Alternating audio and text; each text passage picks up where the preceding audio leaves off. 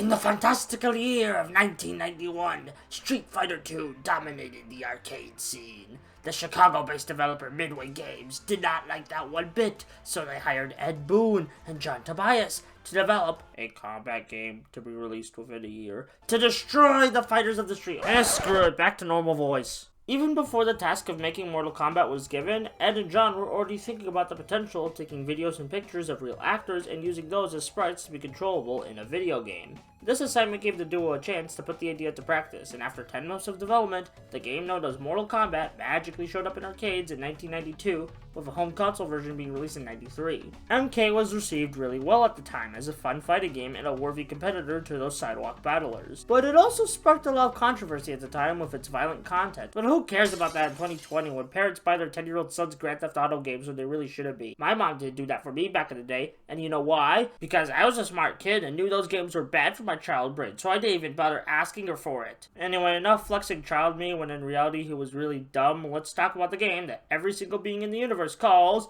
Mortal Kombat! The setup for Mortal Kombat has the titular Mortal Kombat tournament take place on Shang Tsung's island, who's been winning the tournament for 500 years along with his forearm pal Goro. But this is the tourney where one of the heroes finally beats Goro and Shang Tsung to save Earthrealm. But only if you pump enough quarters into the machine. The story's pretty traditional for a fighting game, with the bad guy hosting a tournament of getting punched in the face, and the character you're choosing has to give him a 1-2 punch of revenge or justice. But when it comes to fighting games, the narrative is mostly interesting thanks to the characters, so let's look at them. There's 7 playable characters in Mortal Kombat, and they include Liu Kang, a simple martial arts dude who wants to punch Shang Tsung in the face, Sonya Blade, a military lady pursuing the Black Dragon organization, Kano, a cyborg man who heads the Black Dragon organization, Raiden, a completely different god of thunder than the Norse guy and Earthrealm's main protector, movie star and total douchebag Johnny Cage, and the 2 poster children of the franchise, Scorpion and Sub-Zero, who are part of rivaling ninja clans. Scorpion believed that Sub-Zero killed his family, thus why he enters the Mortal Kombat tournament, but that's gonna get retconned around Mortal Kombat 4.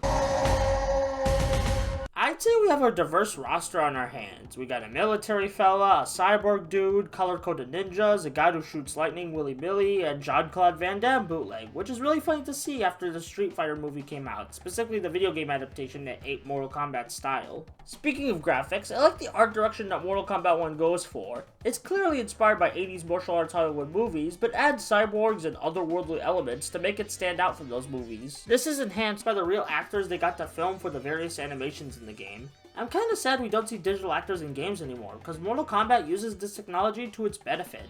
I hope some indie game out there tries mimicking this style someday, because I would love to see how they would do the whole digitized actor shtick with modern technology. I also want to compliment the costume team, as they did a good job of making some killer clothes for these fighters, minus Sonya. Before I move on to how the game plays, I guess I should talk about the blood. Actually, extreme violence wasn't intended to be in the game at first, but they kept increasing the violence as development went on, and then we got this. The violence must have been pretty shocking back in the 90s for a video game, but now, while not tame, it's certainly not as impressive as it used to be. But blood and gore did help the franchise be hip with the kids and establish the rating system for video games, along with the latter games getting really creative on how they showcase blood and gore, which helped Mortal Kombat in the long run. I mean, think about it for a second. What would Mortal Kombat's identity be when it stopped using digital actors and it didn't have blood?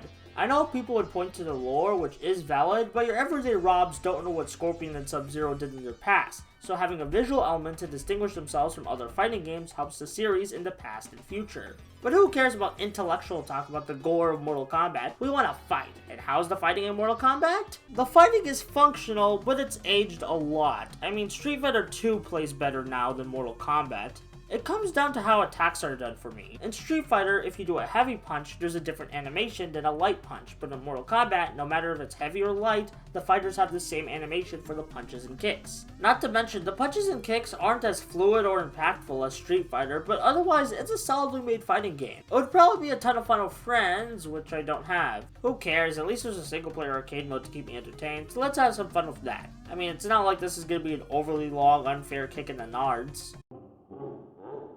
Mortal Kombat's arcade mode is an overly long, unfair kick in the nards that belongs in the Never Realm. It starts off fine, minus the fact that Johnny Cage and Kano are out to get me, which doesn't help when Johnny wins, where we get his sunglass-wearing punchable monk for the camera. But after you beat the mirror match, the real problems of arcade mode start to show up.